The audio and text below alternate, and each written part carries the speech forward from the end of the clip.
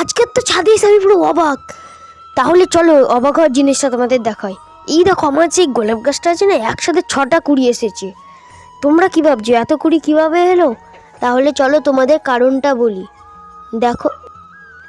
দেখো এই যে গাছের গোড়া আছে, দেখো ভালো করে লক্ষ্য করে দেখতে পাবে।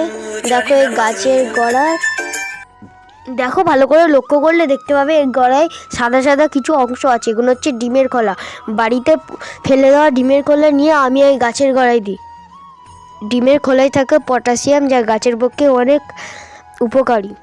তারপরে এই দেখো এই যে শুকনো পাতাগুলো, এগুলো আমি গাছের গোড়ায় দিয়ে দিই, তাহলে পচে সার হয়ে যাবে।